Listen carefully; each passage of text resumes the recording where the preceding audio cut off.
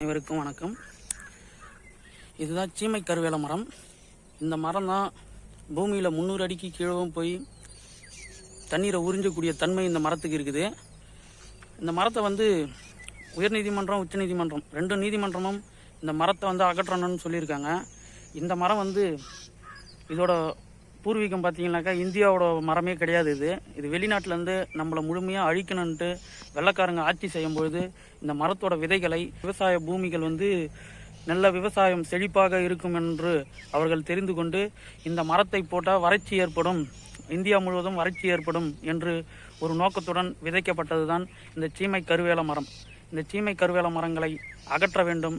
அனைத்து நீர்நிலைகளையும் சூழ்ந்து கொண்டு இருக்கும் இந்த சீமை கருவேல மரம் இன்னும் சில நாட்களில் நம் தண்ணீர் தட்டுப்பாடு வருவதற்கான காரணங்கள் அதிகமாக இந்த மரத்தினால்தான் என்பதை அனைத்து உறவுகளும் தெரிந்து கொண்டு அவர்கள் வீட்டு அருகே இருக்கும் சீமை கருவேல மரங்களை அவரவரே அகற்ற வேண்டும் என்று நீங்கள் உடனடியாக மாவட்ட நிர்வாகம் இதில் தலையிட்டு இந்த சீமை கருவேல மரங்களை ஏரிகளிலிருந்தும் ஆறுகளிலிருந்தும் வெகு சீக்கிரமாக அகற்றினால் மட்டும்தான் இனி விவசாயங்களும் செழிப்பாக விவசாயம் செய்ய முடியும். இல்லை என்றால் வறட்சி ஏற்பட்டு சில மாவட்டங்கள் வறட்சி மாவட்டங்களாகவே மாறிவிட்டது இந்த சீமை கருவேல மரங்களால். இனியும் இந்த சீமை கருவேல மரங்களை அகற்றுவதற்கு இந்த அரசும் இந்த மாவட்ட நிர்வாகமும் முன்னெடுக்கவில்லை என்றால் எங்கள் சங்கத்தின் சார்பாக அனைத்து மாவட்டங்களிலும் இந்த ஏரிகளில் இருக்கும் மற்றும் ஆறுகளில் இருக்கும் சீமை கருவேல மரங்களை அகற்றுவோம் என்று உறுதியேற்கிறோம். மாவட்ட நிர்வாகத்திற்கு நம் விவசாய சங்கம் சார்பாக ஒரு கடிதம் ஒன்று எழுதியிருக்கிறோம். அந்த கடிதத்தில் சீமை கருவேல மரங்களை மாவட்ட நிர்வாகம் அகற்ற வேண்டும் என்று அந்த கடிதத்தில் குறிப்பிட்டிருக்கிறோம்.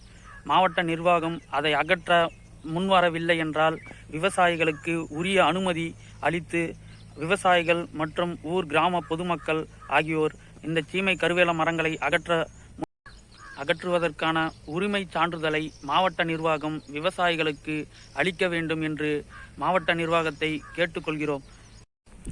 சீமை கருவேல மரங்களை அகற்றிவிட்டு அந்த இடத்தில் மாற்று மரங்களை நட்டால் மட்டுமே மீண்டும் சீமை கருவேல மரங்கள் அந்த இடத்தில் வளராது என்று மாவட்ட நிர்வாகத்திற்கு பரிந்துரை செய்திருக்கிறோம்.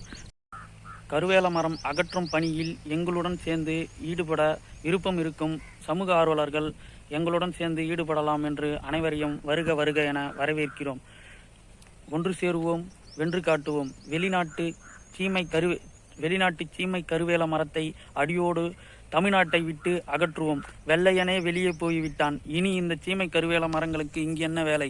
இதையும் அடியோடு விரட்டிவிட வேண்டும். இது வெள்ளையர்களுக்கு மேலான ஒரு சக்தி, தீய சக்தி என்பதால் இதை நாம் அடியோடு ஒழித்து விட வேண்டும்.